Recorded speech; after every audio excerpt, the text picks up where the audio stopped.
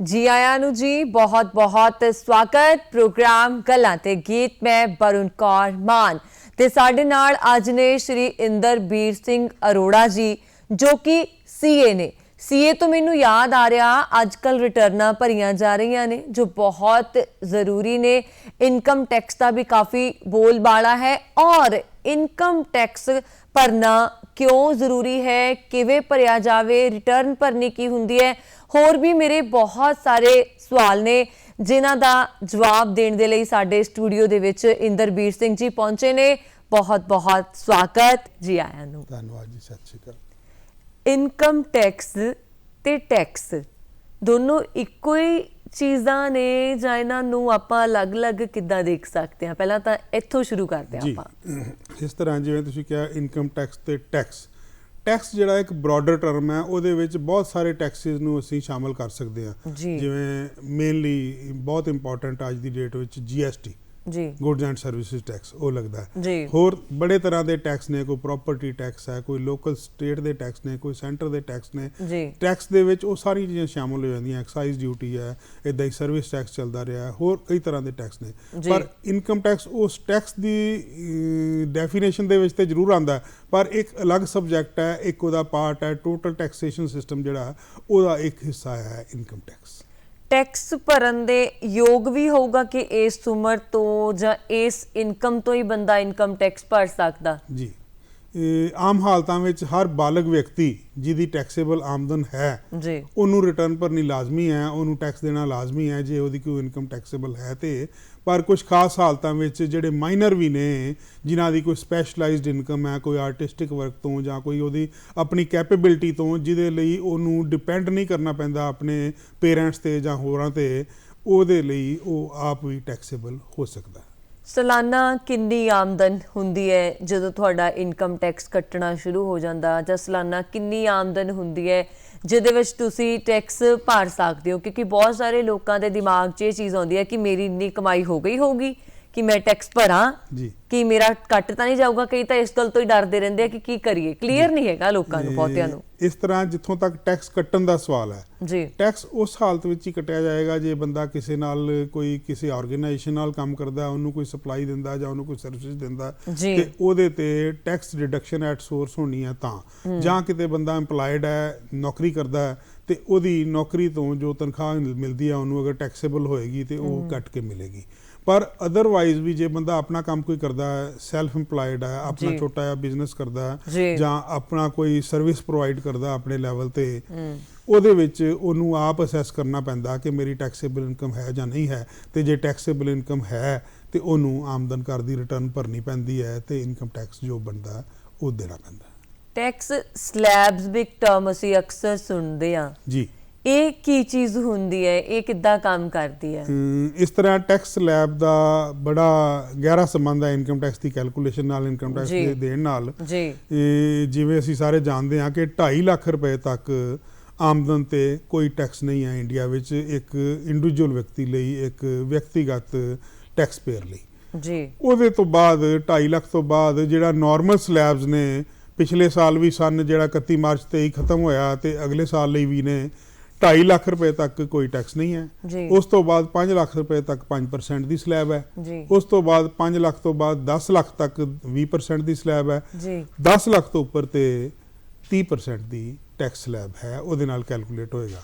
But ਇਹਦੇ ਵਿੱਚ exception ਵੀ ਹੈ। ਕੁਝ ਪਿਛਲੇ ਸਾਲ ਇੱਕ ਨਿਊ ਰਜੀਮ ਆਫ ਟੈਕਸ ਦਿੱਤਾ ਗਿਆ ਸੀ ਤੇ ਉਹਦੇ ਵਿੱਚ ਸਲੈਬਸ ਕੋਈ ਡਿਫਰੈਂਟ ਦਿੱਤੀਆਂ ਗਈਆਂ ਸਨ, ਬਟ ਉਹਦੇ ਵਿੱਚ ਕੁਝ ਡਿਡਕਸ਼ਨਸ ਵਿਡਰਾ ਕਰ ਲਈਆਂ ਗਈਆਂ ਸੀ ਕਿ ਇਹ ਡਿਡਕਸ਼ਨਸ ਨਹੀਂ ਮਿਲਣਗੀਆਂ ਤੇ ਕੋਈ ਵੀ ਵਿਅਕਤੀ ਜਿਹੜਾ ਇਹ ਸਲੈਬਸ ਚੁਣ ਸਕਦਾ। ਉਹਦੇ ਵਿੱਚ ਸਲੈਬ ਰੇਟ ਜਿਹੜੇ ਨੇ ਉਹ 2.5 ਲੱਖ ਤੱਕ ਜਿਹੜਾ ਸਾਲ ਖਤਮ ਹੋਇਆ ਉਹਦੇ ਲਈ 2.5 ਲੱਖ ਤੱਕ 5%, ਉਸ ਤੋਂ ਬਾਅਦ 5 ਲੱਖ ਤੱਕ 2.5 ਲੱਖ ਤੋਂ 5 ਲੱਖ ਤੱਕ ਸਕਰੀਨ ਤੇ ਵੀ ਦੇਖ ਰਹੇ ਹਾਂ। ਜੀ 2.5 ਲੱਖ ਤੋਂ 5 ਲੱਖ ਤੱਕ 5%, 5 ਲੱਖ ਤੋਂ 7.5 ਲੱਖ ਤੱਕ 10%, 7.5 ਤੋਂ 10 ਤੱਕ 15%, 10 ਤੋਂ 12.5 ਤੱਕ 20%, ਫਿਰ 12.5 ਤੋਂ 15 ਤੱਕ 25% ਤੇ ਉਸ ਤੋਂ ਬਾਅਦ 15 ਲੱਖ ਤੋਂ ਉੱਪਰ 30% ਸੀ। ਇਸ ਨਿਊ ਰਜੀਮ ਦਾ ਟੈਕਸ ਜਿਹੜਾ ਹੈਗਾ, ਨਵੀਆਂ ਸਲੈਬਸ ਨੇ ਜਿਹੜੀਆਂ, ਇਹ ਆਉਣ ਵਾਲੇ ਸਾਲ ਜਿਹੜਾ ਸਾਲ ਹੁਣ ਚੱਲ ਰਿਹਾ 1 ਅਪ੍ਰੈਲ 2023 ਤੋਂ ਜਿਹੜਾ ਸਾਲ ਸ਼ੁਰੂ ਹੋਇਆ ਉਹਦੇ ਲਈ ਹੋਰ ਚੇਂਜਸ ਕੀਤੀਆਂ ਗਈਆਂ ਨੇ, ਹੋਰ ਇਨਸੈਂਟਿਵ ਲੋਕਾਂ ਨੂੰ ਦਿੱਤਾ ਗਿਆ ਕਿ ਨਵੇਂ ਉਹ ਟੈਕਸ ਰਜੀਮ ਵਿੱਚ ਸ਼ਾਮਲ ਹੋਣ ਤੇ ਉਹ ਟੈਕਸ ਸਲੈਬ ਚੁਣਨ, ਕਿਉਂਕਿ ਆਪਸ਼ਨ ਹੈ ਅਸੈਸੀ ਕੋਲ, ਟੈਕਸ ਪੇਅਰ ਕੋਲ ਕਿ ਉਹਨੇ ਪੁਰਾਣੇ ਟੈਕਸ ਸਲੈਬ 'ਚ ਜਾਣਾ ਹੈ ਜਾਂ ਨਵੇਂ ਟੈਕਸ ਸਲੈਬ 'ਚ ਜਾਣਾ। ਤੇ ਉਹਦੇ ਵਿੱਚ ਚੇਂਜਸ ਕਰਕੇ ਹੁਣ 3 ਲੱਖ ਤੱਕ ਨਵੇਂ ਰਜੀਮ ਵਿੱਚ ਕੋਈ ਟੈਕਸ ਨਹੀਂ ਹੈ, 3 ਲੱਖ ਤੋਂ 6 ਲੱਖ ਤੱਕ 5% ਦਾ ਸਲੈਬ ਹੈ, 6 ਲੱਖ ਤੋਂ 9 ਲੱਖ ਤੱਕ ਜਿਹੜਾ ਹੈ ਉਹ 10% ਦਾ ਸਲੈਬ ਹੈ, 9 ਲੱਖ ਤੋਂ 12 ਲੱਖ ਤੱਕ 15% ਦਾ ਸਲੈਬ ਹੈ, 12 ਤੋਂ 15 ਲੱਖ ਤੱਕ 20% ਦਾ ਸਲੈਬ ਹੈ ਤੇ ਉਸ ਤੋਂ ਬਾਅਦ 15 ਲੱਖ ਤੋਂ ਉੱਪਰ ਜਿਹੜਾ ਹੈ ਉਹ 30% ਦਾ ਸਲੈਬ ਹੈ। ਇਹ ਜਿਹੜੇ ਬਦਲਾਅ ਹੁੰਦੇ ਸਲੈਬਸ ਦੇ ਵਿੱਚ ਇਹ ਲਗਾਤਾਰ ਉੱਪਰ ਨੀਚੇ ਹੁੰਦੇ ਰਹਿੰਦੇ? ਕਾਫੀ ਚੇਂਜਸ ਜਿਹੜੀਆਂ ਨੇ ਟੈਕਸ ਲਾਜ਼ ਵਿੱਚ ਲਗਾਤਾਰ ਵੀ ਆਉਂਦੀਆਂ ਰਹਿੰਦੀਆਂ ਨੇ, ਪਰ ਆਮ ਹਾਲਤਾਂ ਵਿੱਚ ਜਿਹੜੇ ਟੈਕਸ ਰੇਟਸ ਦਾ ਬਦਲਾਅ ਹੈ ਉਹ ਹਰ ਸਾਲ ਜਿਹੜਾ ਬਜਟ ਆਉਂਦਾ ਹੈ ਸੈਂਟਰਲ ਗਵਰਨਮੈਂਟ ਦਾ, ਉਹਦੇ ਵਿੱਚ ਹੀ ਉਹ ਚੇਂਜਸ ਕੀਤੀਆਂ ਜਾਂਦੀਆਂ। ਬਹੁਤ ਸਾਰੇ ਲੋਕ ਜਿਹੜੇ ਨੇ ਰਿਟਰਨ ਬਾਰੇ ਅਕਸਰ ਸੋਚਦੇ ਨੇ ਜੀ ਕਿ ਕਈ ਲੋਕ ਤਾਂ ਭਰਦੇ ਨੇ ਪਰ ਉਹਨਾਂ ਨੂੰ ਪਤਾ ਨਹੀਂ ਹੈ ਸੀਏ ਆਪਣੇ ਆਪ ਭਰਦੇ ਨੇ ਰਿਟਰਨ ਕੀ ਹੁੰਦੀ ਹੈ। ਪਹਿਲਾਂ ਤਾਂ ਰਿਟਰਨ ਬਾਰੇ ਦੱਸ ਦਿਓ ਕਿ ਇਹ ਕੀ ਹੈ ਔਰ ਭਰਨੀ ਕਿੰਨੀ ਜ਼ਰੂਰੀ ਹੈ, ਇਹਦਾ ਕੀ ਫਾਇਦਾ ਹੈ? ਸਭ ਤੋਂ ਪਹਿਲਾਂ ਤੇ ਰਿਟਰਨ ਬੇਸਿਕਲੀ ਕਿਸੇ ਵੀ ਟੈਕਸ ਪੇਅਰ ਜਿਹੜਾ ਹੈ ਵਿਅਕਤੀ ਹੈ ਉਹਦੀ ਆਮਦਨ ਦਾ ਤੇ ਉਹਦੇ ਪੇਡ ਟੈਕਸ ਜਾਂ ਕੱਟੇ ਹੋਏ ਟੈਕਸ ਦਾ ਇੱਕ ਬਿਊਰਾ ਹੈ ਜਿਹਦੇ ਵਿੱਚ ਉਹਦੀ ਹਰ ਤਰ੍ਹਾਂ ਦੀ ਆਮਦਨ ਜਿਹੜੀ ਟੈਕਸੇਬਲ ਹੈ ਜਾਂ ਜਿਹੜੀ ਐਗਜ਼ੈਂਪਟ ਵੀ ਹੈ ਈਵਨ ਉਹਦਾ ਬਿਊਰਾ ਆਣਾ ਤੇ ਉਹਨੇ ਸਰਕਾਰ ਕੋਲੋਂ ਦਾਖਲ ਕਰਨੀ ਹੈ ਤੇ ਉਹਦੇ ਤੇ ਜੋ ਟੈਕਸ ਦਿੱਤਾ ਜਾਂ ਜੋ ਟੈਕਸ ਬਣਿਆ ਉਹਦਾ ਬਿਊਰਾ ਦੇਣਾ ਨਾਲ, ਤੇ ਉਹਦੇ ਨਾਲ ਹੀ ਜੇ ਕੋਈ ਟੈਕਸ ਉਹਦਾ ਕੱਟਿਆ ਗਿਆ ਤੇ ਉਹਦੀ ਡਿਟੇਲ ਉਹਨੇ ਦੇਣੀ ਹੈ, ਤੇ ਜੇ ਕੋਈ ਉਹਦਾ ਘਟਦਾ ਟੈਕਸ ਤੇ ਹੋਰ ਜਮ੍ਹਾਂ ਕਰਾਉਣਾ ਰਿਟਰਨ ਦੇ ਨਾਲ, ਤੇ ਜੇ ਵੱਧਦਾ ਤੇ ਉਹਨੇ ਰਿਫੰਡ ਕਲੇਮ ਕਰਨਾ। ਰਿਵਾਈਜ਼ ਰਿਟਰਨ ਜਿਹੜੀ ਹੈ ਅਕਸਰ ਆਪਾਂ ਉਸ ਦੇ ਬਾਰੇ ਸੁਣਦੇ ਆ, ਕਈ ਵਾਰੀ ਕੋਈ ਗਲਤੀ ਹੋ ਗਈ ਭਰਦੇ ਆ ਰਿਵਾਈਜ਼ ਰਿਟਰਨ, ਕਈ ਲੋਕ ਡਰਦੇ ਵੀ ਨੇ ਕਿ ਦੁਬਾਰਾ ਭਰਾਂਗੇ ਕੁਝ ਹੋ ਤਾਂ ਨਾ ਜਾਊ, ਪਹਿਲੀ ਵਾਲੀ ਠੀਕ ਰਹੂਗੀ, ਇਹ ਵੀ ਜ਼ਰਾ ਕਲੀਅਰ ਕਰ ਦਿਓ ਅੱਜ। ਇਸ ਤਰ੍ਹਾਂ ਜੇ ਕੋਈ ਵਿਅਕਤੀ ਰਿਟਰਨ ਭਰ ਲੈਂਦਾ ਜੀ ਉਹਦੇ ਵਿੱਚ ਉਹਨੂੰ ਬਾਅਦ ਵਿੱਚ ਪਤਾ ਲੱਗਦਾ ਕਿ ਮੇਰੀ ਕੋਈ ਊਣਤਾ ਹੀ ਰਹਿ ਗਈ ਹੈ ਜੀ, ਕੋਈ ਕਮੀ ਰਹਿ ਗਈ ਹੈ, ਕੋਈ ਫਿਗਰ ਗਲਤ ਹੋ ਗਈ ਜਾਂ ਕੋਈ ਇਨਫੋਰਮੇਸ਼ਨ ਐਸੀ ਸੀ ਜਿਹੜੀ ਉਦੋਂ ਉਹਦੀ ਨੌਲੇਜ ਨਹੀਂ ਸੀ, ਉਹ ਰਿਟਰਨ 'ਚ ਮੈਂਸ਼ਨ ਹੋਣੀ ਜ਼ਰੂਰੀ ਸੀ, ਉਹ ਐਡ ਹੋਣੀ ਜ਼ਰੂਰੀ ਸੀ, ਤੇ ਉਹ ਰਿਟਰਨ ਰਿਵਾਈਜ਼ ਵੀ ਕਰ ਸਕਦਾ ਹੈ ਜੀ। ਉਸ ਲਈ ਜਿਹੜਾ ਵੀ ਸਾਲ ਖਤਮ ਹੋਇਆ, ਜਿਵੇਂ 31 ਮਾਰਚ 23 ਖਤਮ ਹੋਇਆ ਤੇ 31 ਦਸੰਬਰ 2023 ਤੱਕ ਰਿਵਾਈਜ਼ ਰਿਟਰਨ ਆਮ ਹਾਲਤਾਂ ਵਿੱਚ ਦਿੱਤੀ ਜਾ ਸਕਦੀ ਹੈ, ਤੇ ਉਹਦੇ ਵਿੱਚ ਇਨਕਮ ਦਾ ਜੋ ਕੋਈ ਬਿਊਰਾ ਜਾਂ ਕੋਈ ਟੈਕਸ ਦਾ ਬਿਊਰਾ ਜੇ ਕੋਈ ਚੇਂਜ ਕਰਨਾ ਹੈ ਤੇ ਉਹ ਕੀਤਾ ਜਾ ਸਕਦਾ ਹੈ, ਤੇ ਉਹਦੇ ਵਿੱਚ ਓਰੀਜਨਲ ਰਿਟਰਨ ਦਾ ਵੇਰਵਾ ਦਿੱਤਾ ਜਾਂਦਾ ਹੈ ਤੇ ਉਹਦੇ ਨਾਲ ਲਿੰਕ ਕਰਕੇ ਨਵੀਂ ਰਿਟਰਨ ਭਰੀ ਜਾਂਦੀ ਹੈ। ਰਿਵਾਈਜ਼ਡ ਰਿਟਰਨ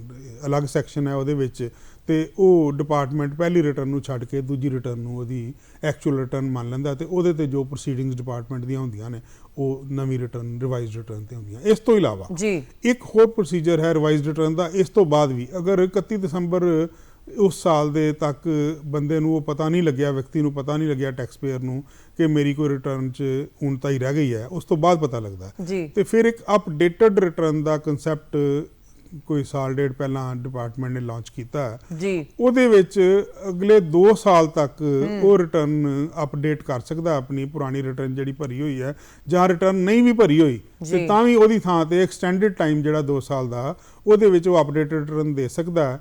ਤੇ ਪਰ ਇੱਕ ਸ਼ਰਤ ਹੈ ਕਿ ਉਹਦੇ ਵਿੱਚ ਅਪਡੇਟਡ ਰਿਟਰਨ 'ਚ ਕੋਈ ਰਿਫੰਡ ਕਲੇਮ ਨਹੀਂ ਕੀਤਾ ਜਾ ਸਕਦਾ। ਅਗਰ ਓਰੀਜਨਲ ਰਿਟਰਨ ਭਰੀ ਹੈ ਉਹਦੇ 'ਚ ਰਿਫੰਡ ਕਲੇਮ ਕੀਤਾ ਗਿਆ ਤੇ ਅਪਡੇਟਡ ਰਿਟਰਨ 'ਚ ਉਹ ਰਿਫੰਡ ਛੇੜਨਾ, ਵਧਾਉਣਾ, ਘਟਾਉਣਾ ਤੇ ਉਹ ਅਪਡੇਟਡ ਰਿਟਰਨ 'ਚ ਨਹੀਂ ਹੋ ਸਕਦਾ, ਉਹ ਰਿਫੰਡ ਨਹੀਂ ਮਿਲੇਗਾ। ਪਰ ਜੇ ਕੋਈ ਟੈਕਸ ਡਿਊ ਨਿਕਲਦਾ, ਕੋਈ ਐਡੀਸ਼ਨਲ ਇਨਕਮ ਉਹਨੇ ਹੋਰ ਦਿਖਾਣੀ ਹੈ, ਉਹਦੇ ਤੇ ਟੈਕਸ ਦੇਣਾ, ਤੇ ਫਿਰ ਉਹ ਅਪਡੇਟਡ ਰਿਟਰਨ ਭਰ ਸਕਦਾ ਤੇ ਟੈਕਸ ਜਿਹੜਾ ਰਹਿ ਗਿਆ ਬਣਦਾ ਹੋਰ ਉਹ ਦਿੱਤਾ ਜਾ ਸਕਦਾ, ਤੇ ਅਪਡੇਟਡ ਰਿਟਰਨ ਜਿਹੜੀ ਹੈ ਉਹ as good as original return ਬਣ ਜਾਏਗੀ। ਕਈ ਵਾਰੀ ਸੁਣਿਆ ਨਾ, ਦੇਖਿਆ ਵੀ ਹੈ ਕਿ ਇੰਨੇ ਐਤਕੀ ਟੈਕਸ ਤੇ ਪੈਸੇ ਕੱਟੇ ਗਏ, ਰਿਟਰਨ ਭਰੀ, ਕਈਆਂ ਨੂੰ ਕਿੰਨੇ ਵਾਪਸ ਪੈਸੇ ਆਏ, ਕਈਆਂ ਨੂੰ ਕਿੰਨੇ ਵਾਪਸ ਪੈਸੇ ਆਏ। ਸੋ ਜੇ ਤੁਹਾਡਾ ਟੈਕਸ ਕੱਟਦਾ ਹੈ ਤੁਸੀਂ ਰਿਟਰਨ ਭਰੋਗੇ ਉਹ ਵਾਪਸ ਆ ਜਾਂਦਾ ਹੈ। ਔਰ ਦੂਸਰੀ ਇੱਕ ਗੱਲ ਹੋਰ, ਜਦੋਂ ਨਾ ਇੱਕ ਮੇਰੇ ਨਾਲ ਕੋਈ ਸੀ ਲੜਕੀ, ਉਸਦਾ ਫੋਰਨ ਦਾ ਕੰਮ ਬਣ ਰਿਹਾ ਸੀ ਤੇ ਜਿਹੜੇ ਉਸ ਟਾਈਮ ਪੇਪਰ ਵਰਕ ਕਰਦੇ ਨੇ ਤੁਹਾਡਾ ਫੋਰਨ ਜਾਣ ਦਾ, ਉਹਨਾਂ ਨੇ ਨਾ ਜਦੋਂ ਰਿਟਰਨਾਂ ਵਾਲੀ ਸ਼ੀਟ ਮੰਗਾਈ, ਤੁਹਾਨੂੰ ਪਤਾ ਹੈ ਕਿ ਆਪਾਂ ਸਾਰਾ ਲਗਾਉਣਾ ਹੁੰਦਾ ਕਿ ਸਾਡੀ ਇਨਕਮ ਕਿੱਥੋਂ ਆਈ ਕਿੱਥੇ ਗਈ, ਰਿਟਰਨ ਵਾਲੇ ਤੇ ਲਿਖਿਆ ਹੋਇਆ ਸੀ ਰਿਵਾਈਜ਼ਡ, ਤੇ ਉਹਨੇ ਮੋਰੇ ਉਹਨੂੰ ਕਿਹਾ ਕਿ ਤੇਰੇ ਨਾਲ ਰਿਵਾਈਜ਼ਡ ਲਿਖਿਆ ਆ, ਸਾਨੂੰ ਓਰੀਜਨਲ ਵਾਲੀ ਚਾਹੀਦੀ ਆ। ਇਹ ਵਾਕਈ ਕੋਈ ਚੀਜ਼ ਹੁੰਦੀ ਆ ਕਿ ਜਦੋਂ ਮਤਲਬ ਕਿ ਜਿਹੜਾ ਓਰੀਜਨਲ ਆ ਫਸਟ ਵਾਲੀ ਫਸਟ ਹੀ ਹੁੰਦੀ ਆ, ਰਿਵਾਈਜ਼ਡ ਆਬਜੈਕਸ਼ਨੇਬਲ ਹੁੰਦੀ ਹੈ? ਨਹੀਂ, ਆਬਜੈਕਸ਼ਨੇਬਲ ਨਹੀਂ ਹੈ, ਪਰ ਜਿਹੜੇ ਬੰਦੇ ਨੇ ਵੀ, ਜਿਹੜੀ ਅਥਾਰਟੀ ਨੇ ਵੀ ਉਸ ਚੀਜ਼ ਨੂੰ ਦੇਖਣਾ, ਉਹਦੇ ਕੋਲ ਹੱਕ ਹੈ ਕਿ ਤੁਹਾਡੀ ਓਰੀਜਨਲ ਰਿਟਰਨ ਵੀ ਮੰਗੇ ਨਾਲ ਜੀ, ਉਹਦੇ ਕੋਲ ਹੱਕ ਹੈ, ਉਹਨੂੰ ਮਨਾ ਨਹੀਂ ਕਰ ਸਕਦੇ ਅਸੀਂ। ਤੇ ਰਿਵਾਈਜ਼ਡ ਜੇ ਹੈ ਰਿਟਰਨ ਤੇ ਸਰਟਨਲੀ ਓਰੀਜਨਲ ਰਿਟਰਨ ਵੀ ਸੀ, ਤੇ ਓਰੀਜਨਲ ਰਿਟਰਨ ਦੇ ਵਿੱਚ ਤੇ ਰਿਵਾਈਜ਼ਡ ਰਿਟਰਨ ਦੇ ਵਿੱਚ ਕੀ ਡਿਫਰੈਂਸ ਆਇਆ, ਕਿਉਂ ਆਇਆ, ਉਹ ਘੋਖ ਕਰਨ ਦਾ ਅਧਿਕਾਰ ਆ ਉਸ ਅਥਾਰਟੀ ਨੂੰ, ਜਿਸ ਅਥਾਰਟੀ ਨੇ ਉਹਦੇ ਬੇਸਿਸ ਤੇ ਕੋਈ ਡਿਸੀਜਨ ਲੈਣਾ, ਭਾਵੇਂ ਵੀਜ਼ਾ ਦਾ ਹੋਵੇ ਭਾਵੇਂ ਕਿਸੇ ਹੋਰ ਤਰ੍ਹਾਂ ਦਾ ਹੋਵੇ। ਓਕੇ ਜੀ। ਪੈਨ ਤੇ ਆਧਾਰ ਲਿੰਕ ਜਿਹੜੇ ਲੋਕਾਂ ਨੇ ਹੱਲੇ ਤੱਕ ਨਹੀਂ ਕਰਾਇਆ, ਉਤੋਂ ਦੀ ਰਿਟਰਨ ਵੀ ਫਾਈਲ ਕਰਨੀ ਹੈ, ਉਹਨਾਂ ਦੇ ਲਈ ਹੁਣ ਨਵੀਆਂ ਕੀ ਅਪਡੇਟਸ ਨੇ?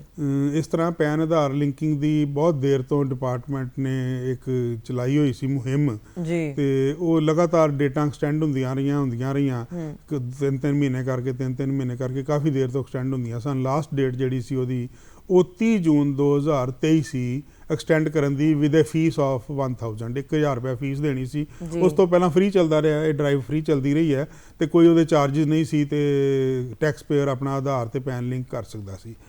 ਹੁਣ ਇਹ ਫੀਸ ਨਾਲ ਵੀ ਜਿਹੜੀ ਡੈਡਲਾਈਨ ਸੀ ਉਹ 30 ਜੂਨ ਖਤਮ ਹੋ ਗਈ ਹੈ, ਤੇ ਉਸ ਤੋਂ ਬਾਅਦ ਉਹਦਾ ਕੌਨਸੀਕੁਐਂਸ ਇਹ ਹੈ ਕਿ ਜਿਹੜਾ ਕੋਈ ਟੈਕਸ ਪੇਅਰ ਇਸ ਗੱਲ ਤੋਂ ਰਹਿ ਗਿਆ, ਇਹਦੇ 'ਚ ਇੱਕ ਐਕਸੈਪਸ਼ਨ ਹੈ ਕਿ ਨਾਨ ਰੈਜ਼ੀਡੈਂਟ ਬੰਦਾ ਜਿਹੜਾ ਟੈਕਸ ਮੈਟਰ ਦੇ ਹਿਸਾਬ ਨਾਲ ਟੈਕਸ ਦੀ ਕੈਲਕੂਲੇਸ਼ਨ ਲਈ ਜਿਹੜੇ ਪਰ ਗਿਣਿਆ ਜਾਂਦਾ ਕਾਨੂੰਨ ਦੇ ਮੁਤਾਬਕ non resident number of days ਹੁੰਦੇ ਨੇ ਉਹਦੇ 'ਚ ਕਿ ਕਿੰਨਾ ਇੰਡੀਆ 'ਚ ਰਿਹਾ ਤੇ ਕਿੰਨਾ ਬਾਹਰ ਰਿਹਾ, ਉਹ ਜਿਹੜਾ ਬੰਦਾ ਨਾਨ ਰੈਜ਼ੀਡੈਂਟ ਬਣਦਾ ਉਹਦੇ ਲਈ ਪੈਨ ਆਧਾਰ ਲਿੰਕਿੰਗ ਜ਼ਰੂਰੀ ਨਹੀਂ ਹੈ। ਕਈ ਇੱਦਾਂ ਦੇ ਨਾਨ ਰੈਜ਼ੀਡੈਂਟ ਵੀ ਨੇ ਜਿਨ੍ਹਾਂ ਕੋਲ ਆਧਾਰ ਹੈ ਹੀ ਨਹੀਂ।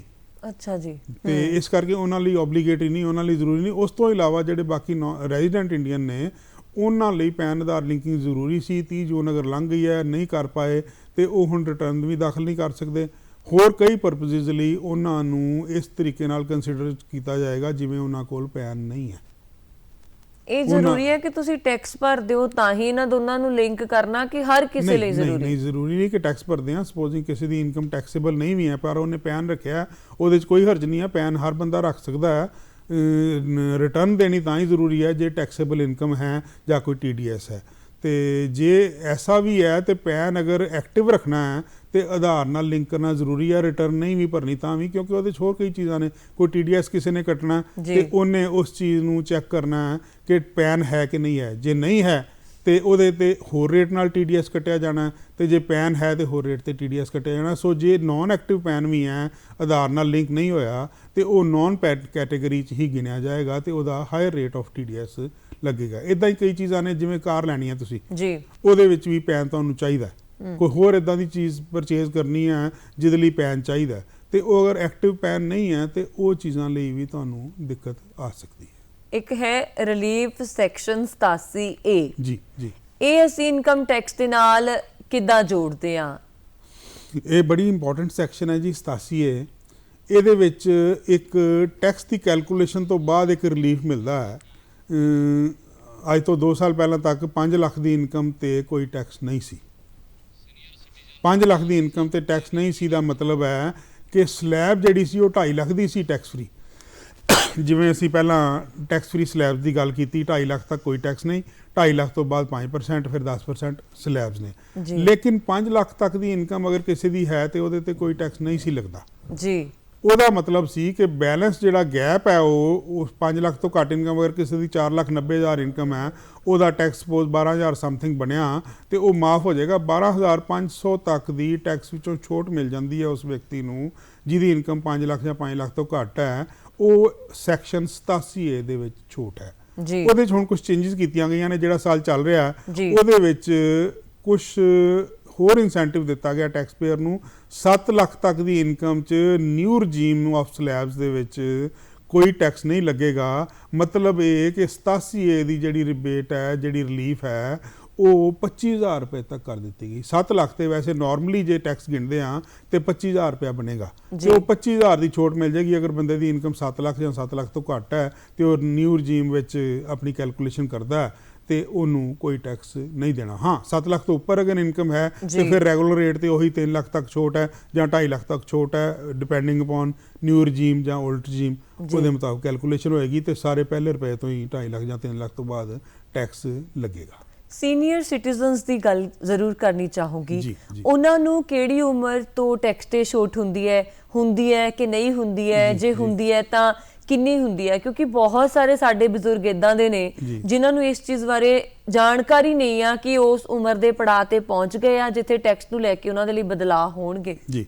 ਇਸ ਤਰ੍ਹਾਂ ਸੀਨੀਅਰ ਸਿਟੀਜ਼ਨ ਦੀ ਅਗਰ ਗੱਲ ਕਰਦੇ ਹਾਂ ਇਨਕਮ ਟੈਕਸ ਦੇ ਐਂਗਲ ਤੋਂ, ਤੇ 3 ਚੀਜ਼ਾਂ ਤੁਹਾਨੂੰ ਮੈਂ ਦੱਸਣੀਆਂ ਚਾਹਾਂਗਾ ਜੀ। ਇੱਕ ਤਾਂ ਹੈ ਜਿਹੜਾ ਬੰਦਾ 60 ਸਾਲ ਦੀ ਉਮਰ ਪੂਰੀ ਕਰ ਚੁੱਕਾ ਜੀ, ਉਹਦੇ ਲਈ ਜਿਹੜੀ ਟੈਕਸ ਛੋਟ ਹੈ ਉਹ 2.5 ਲੱਖ ਦੀ ਬਜਾਏ 3 ਲੱਖ ਤੱਕ ਹੈ।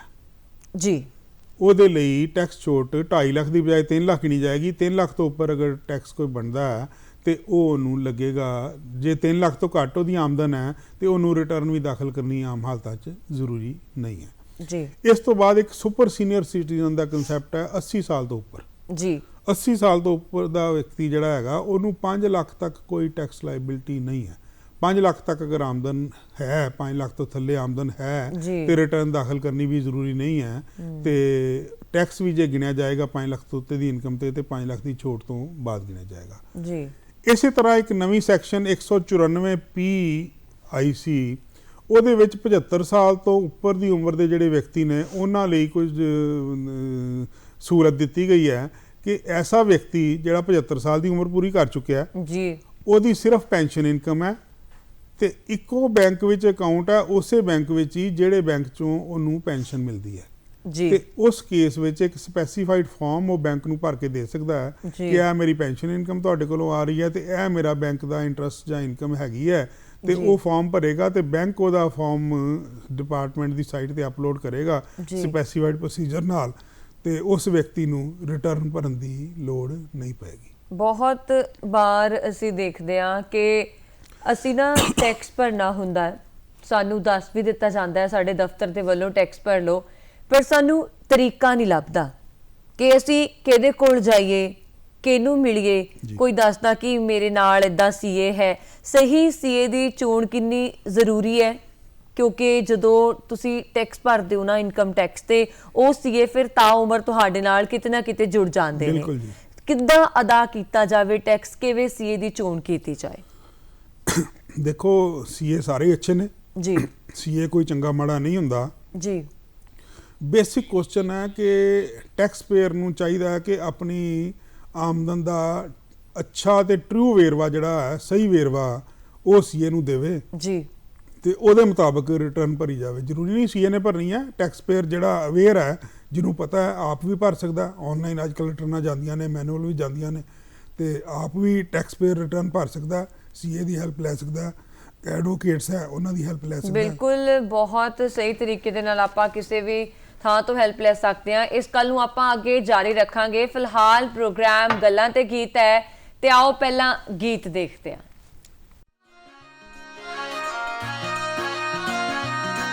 ਸਾਡੇ ਖਰਚੇ ਬੜੇ ਨੇ ਮਰ ਜਾਣੀਏ ਨੀ ਉੱਤੋਂ ਤੰਗ ਤੂੰ ਕਰਦੀ, ਸਾਡੇ ਖਰਚੇ ਬੜੇ ਨੇ ਮਰ ਜਾਣੀਏ ਨੀ ਉੱਤੋਂ ਤੰਗ ਤੂੰ ਕਰਦੀ, ਜਿਹੜੀ ਮਹਿੰਗੀ ਚੀਜ਼ ਹੁੰਦੀ ਬਿੱਲੋ ਰਾਣੀਏ ਨੀ ਉਸੇ ਵੱਲ ਮੂੰਹ ਕਰਦੀ, ਸਾਡੇ ਖਰਚੇ ਬੜੇ ਨੇ ਮਰ ਜਾਣੀਏ ਨੀ ਉੱਤੋਂ ਤੰਗ ਤੂੰ ਕਰਦੀ।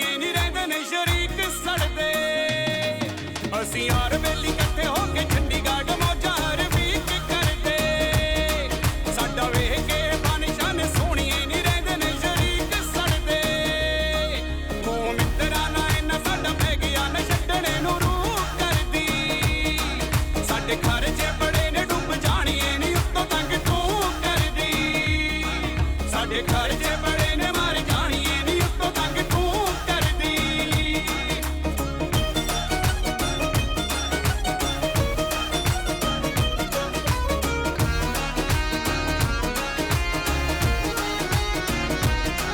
ਗੁਰਜੀਤ ਕੱਕਰਾਲੀ ਪਿੰਡ ਵਾਲਾ ਨੀ ਚੱਲਦਾ ਨਾ ਤੇਰੇ ਨਖਰੇ ਜਿਹੜੇ ਕੁੜੀਆਂ ਦੇ ਪਿੱਛੇ ਮੁੰਡੇ ਘੁੰਮਦੇ ਨੀ ਹੋਣੇ ਕਿਤੇ ਹੋਰ ਵੱਖਰੇ ਗੁਰਜੀਤ ਕੱਕਰਾਲੀ ਪਿੰਡ ਵਾਲਾ ਨੀ ਚੱਲਦਾ ਨਾ ਤੇਰੇ ਨਖਰੇ ਜਿਹੜੇ ਕੁੜੀਆਂ ਦੇ ਪਿੱਛੇ ਮੁੰਡੇ ਘੁੰਮਦੇ ਨੀ ਹੋਣੇ ਕਿਤੇ ਹੋਰ ਵੱਖਰੇ ਨੀ ਤੂੰ ਸਾਡੇ ਨਾਲ ਟਾਈਮ ਪਾਸ ਕਰਦੀ ਨਾ ਬਣਨਾ ਤੂੰ ਕਰਦੀ ਸਾਡੇ ਖਰਚੇ ਬੜੇ ਨੇ ਡੁੱਬ ਜਾਣੀਏ ਨੀ ਉੱਤੋਂ ਤੰਗ ਤੂੰ ਕਰਦੀ ਸਾਡੇ ਖਰਚੇ ਬੜੇ ਨੇ ਮਰ ਜਾਣੀਏ ਨੀ ਉੱਤੋਂ ਤੰਗ ਤੂੰ ਕਰਦੀ छोटू के लिए छोटू सा बेड, छोटू सा टेडी, छोटू ब्लैंकेट। इन मच्छरों को भगाने आया नया गुड नाइट छोटू लिक्विड सिर्फ 50 रुपए में। आपकी छोटू सी फैमिली के लिए गुड नाइट का नया छोटू लिक्विड सिर्फ 50 रुपए में। घर में मेहमान आने वाले हैं। मेहमान नहीं यार, मैं आज किसी से नहीं मिल सकता। मेरे बालों को तो देखो। वाओ, कौन हो तुम? I'm Godrej Air Power Pocket। You smell nice। Godrej air power pocket, इसकी पावर जेट टेक्नोलॉजी रखे बाथरूम खुशबूदार पूरे 30 दिनों तक। अब तो ये मेहमान कभी नहीं जाएंगे यार।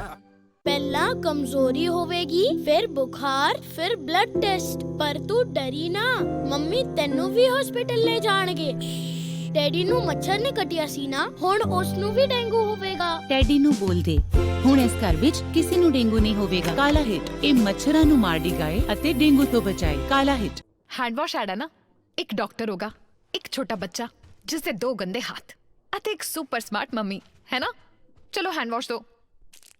अरे ये तो सैशे है मैम सैशे ही हैंड वॉश है। ਇਸ ਦੇ ਮੈਜੀਕਲ ਪਾਊਡਰ ਨੂੰ ਪਾਣੀ ਵਿੱਚ ਮਿਲਾਓ, ਸ਼ੇਕ ਕਰੋ ਅਤੇ ਸਾਬਣ ਦੀ ਕੀਮਤ ਵਿੱਚ ਗੋਦਰੇਜ ਮੈਜਿਕ ਹੈਂਡ ਵਾਸ਼ ਤਿਆਰ। ਨਾਓ ਦੈਟਸ ਮੈਜਿਕ। ਪ੍ਰੋਗਰਾਮ ਗੱਲਾਂ ਤੇ ਗੀਤ ਤੁਸੀਂ ਦੇਖ ਰਹੇ ਹੋ ਤੇ ਮੈਂ ਬਰੁਣ ਕੌਰ ਮਾਨ। ਸਾਡਾ ਅੱਜ ਦਾ ਵਿਸ਼ਾ ਹੈ ਇਨਕਮ ਟੈਕਸ ਭਰਨਾ ਕਿੰਨਾ ਜ਼ਰੂਰੀ ਹੈ। ਬਹੁਤ ਸਾਰੇ ਸਵਾਲਾਂ ਦੇ ਜਵਾਬ ਦੇ ਰਹੇ ਨੇ, ਇਸ ਬਾਰੇ ਸਾਨੂੰ ਜਾਣਕਾਰੀ ਦੇ ਰਹੇ ਨੇ ਸ਼੍ਰੀ ਇੰਦਰਬੀਰ ਸਿੰਘ ਅਰੋੜਾ ਜੀ। ਅਸੀਂ ਗਾਣੇ ਤੋਂ ਪਹਿਲਾਂ ਗੱਲ ਕਰ ਰਹੇ ਸੀ ਆਨਲਾਈਨ ਆਪਾਂ ਘਰੇ ਵੀ ਪੜ ਸਕਦੇ ਹਾਂ।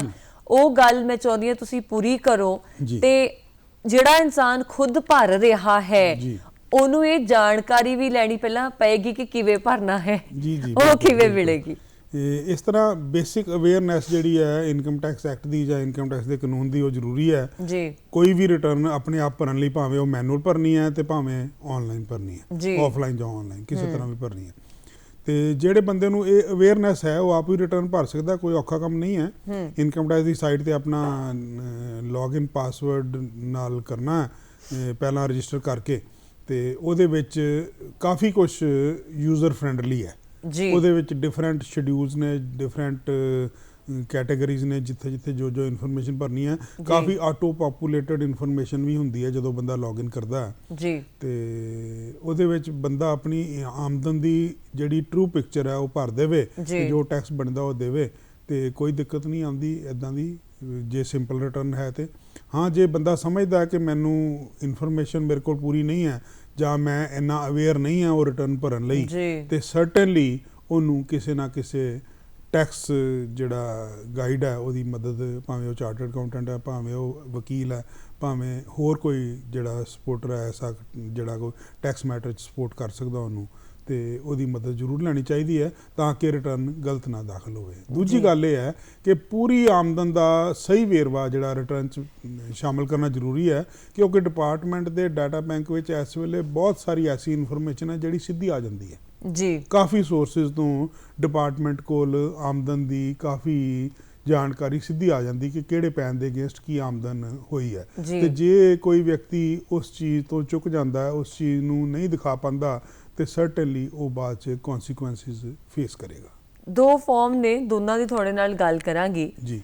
ਪਹਿਲਾਂ ਗੱਲ ਕਰਨੀ ਹੈ 16A ਜੀ। ਬਹੁਤ ਸਾਰਿਆਂ ਨੂੰ ਨੋਟਿਸ ਆ ਜਾਂਦਾ ਆਪਣਾ ਆਪਣਾ ਜਾ ਕੇ ਐਡਮਿਨਿਸਟ੍ਰੇਸ਼ਨ ਆਫਿਸ ਦੇ ਵਿੱਚੋਂ, ਕਲਰਕ ਰੂਮ ਦੇ ਵਿੱਚੋਂ ਫਟਾਫਟ ਫਾਰਮ ਨੰਬਰ 16A ਲੈ ਲਓ ਜੀ। ਇਹ ਫਾਰਮ ਕੀ ਹੈ ਤੇ ਇਹਨੂੰ ਲੈਣਾ ਕਿਉਂ ਜ਼ਰੂਰੀ ਹੈ ਜੀ? ਇਸ ਤਰ੍ਹਾਂ ਜਦੋਂ ਕਿਸੇ ਵੀ ਵਿਅਕਤੀ ਦਾ ਕੋਈ ਅਦਰ ਦੈਨ ਸੈਲਰੀ, ਜਿਹੜਾ ਸੈਲਰੀਡ ਬੰਦਾ ਨਹੀਂ ਹੈ, ਜਿਹੜਾ ਸੈਲਰੀਡ ਬੰਦਾ ਉਹਦੇ ਲਈ 16 ਨੰਬਰ ਫਾਰਮ ਐਪਲੀਕੇਬਲ ਹੈ, ਨਾਨ ਸੈਲਰੀ ਲਈ ਫਾਰਮ 16 ਐਪਲੀਕੇਬਲ ਹੈ। ਜਦੋਂ ਵੀ ਕਿਸੇ ਵਿਅਕਤੀ ਦਾ ਟੈਕਸ ਕੱਟਿਆ ਜਾਂਦਾ at source, tax deduction at source, TDS the full form tax deduction at source ਹੈ, ਤੇ ਟੈਕਸ ਕੱਟਿਆ ਜਾਂਦਾ ਹੈ, TDS ਕੱਟਿਆ ਜਾਂਦਾ, ਆਮ ਅਸੀਂ ਸ਼ਬਦਾਂ 'ਚ ਕਹਿ ਦਿੰਦੇ ਹਾਂ, ਤੇ ਉਹਦੇ ਲਈ ਉਹ 16 ਨੰਬਰ ਉਸ ਵਿਅਕਤੀ ਨੂੰ ਦੇਣਾ ਲਾਜ਼ਮੀ ਹੈ ਕਾਨੂੰਨ ਮੁਤਾਬਕ ਜਿਹਨੇ ਟੈਕਸ ਕੱਟਿਆ ਜੀ। ਉਹਦੀ ਆਮ ਕਰਕੇ TDS ਦੀ ਰਿਟਰਨ ਜਿਹੜੀ ਜਾਂਦੀ ਹੈ ਜਾਂ ਸਟੇਟਮੈਂਟ ਜਾਂਦੀ ਹੈ ਉਹ ਕੁਆਟਰਲੀ ਹੁੰਦੀ ਹੈ, ਤੇ ਉਸ ਕੁਆਟਰ ਤੋਂ ਬਾਅਦ ਉਹ ਸਿਸਟਮ 'ਚੋਂ ਜਨਰੇਟ ਹੋ ਜਾਂਦਾ ਹੈ, ਇਨਕਮ ਟੈਕਸ ਦੀ ਸਾਈਟ ਤੋਂ, ਟ੍ਰੇਸਿਸ ਤੋਂ ਜਨਰੇਟ ਹੋ ਜਾਂਦਾ ਉਹ ਫਾਰਮ 16 ਹੈ, ਤੇ ਜਿਹਨੇ ਟੈਕਸ ਕੱਟਿਆ ਉਹ ਉੱਥੋਂ ਡਾਊਨਲੋਡ ਕਰਕੇ ਉਹ ਉਸ ਵਿਅਕਤੀ ਨੂੰ ਦਿੰਦਾ ਜਿਹਦਾ ਟੈਕਸ ਕੱਟਿਆ ਗਿਆ, ਤੇ ਉਹ ਵਿਅਕਤੀ ਉਸ 16 ਫਾਰਮ ਦੇ ਬੇਸਿਸ ਤੇ ਆਪਣੀ ਆਮਦਨ ਦਾ ਹਿਸਾਬ ਲਗਾਉਂਦਾ, ਜਾਂ ਹੋਰ ਵੀ ਉਸ ਤੋਂ ਇਲਾਵਾ ਆਮਦਨ ਹੈ ਤਾਂ ਉਹਦਾ ਹਿਸਾਬ ਲਗਾਉਂਦਾ, ਤੇ ਆਪਣੀ ਰਿਟਰਨ ਭਰ ਦਿੰਦਾ, ਔਰ 16 ਦਾ ਜਿਹੜਾ ਟੈਕਸ ਕੱਟਿਆ ਹੋਇਆ ਉਹਦਾ ਵੇਰਵਾ ਆਪਣੀ ਰਿਟਰਨ ਵਿੱਚ ਵੀ ਭਰਦਾ। ਇੱਕ ਫਾਰਮ ਹੈ 26AS ਜੀ, ਉਹ ਕੀ ਚੀਜ਼ ਹੈ? ਇਹ 26AS ਫਾਰਮ ਇੱਕ ਡਿਪਾਰਟਮੈਂਟ ਨੇ ਸਹੂਲਤ ਦਿੱਤੀ ਹੋਈ ਹੈ ਟੈਕਸ ਪੇਅਰ ਨੂੰ ਕਿ ਜੋ ਵੀ ਟੈਕਸ ਕਿਤੋਂ ਕੱਟਿਆ ਗਿਆ, ਭਾਵੇਂ ਉਹ ਸੈਲਰੀ ਹੈ, ਭਾਵੇਂ ਉਹ ਨਾਨ ਸੈਲਰੀ ਹੈ, ਕਿਸੇ ਵੀ ਤਰ੍ਹਾਂ ਦੀ ਆਮਦਨ ਤੇ ਟੈਕਸ ਕੋਈ ਕੱਟਿਆ ਗਿਆ ਜਾਂ ਟੈਕਸ ਕਲੈਕਸ਼ਨ ਹੋਈ ਹੈ, TCS ਵੀ ਕਹਿੰਦੇ ਆ, ਜਿਵੇਂ ਅਸੀਂ ਕਾਰ ਲੈਂਦੇ ਹਾਂ 10 ਲੱਖ ਤੋਂ ਉੱਪਰ ਦੀ, ਤੇ ਉਹਦੇ ਵਿੱਚ 1% ਐਡੀਸ਼ਨਲ ਉਹ ਟੈਕਸ ਸਾਡੇ ਕੋਲੋਂ ਲੈਂਦੇ ਨੇ, ਜਿਹਦਾ ਅਲਟੀਮੇਟਲੀ ਟੈਕਸ ਪੇਅਰ ਨੂੰ ਬੈਨੀਫਿਟ ਮਿਲ ਜਾਂਦਾ ਰਿਟਰਨ ਵਿੱਚ, ਤੇ ਉਹ ਵਾਪਸ ਕਲੇਮ ਕਰ ਸਕਦਾ।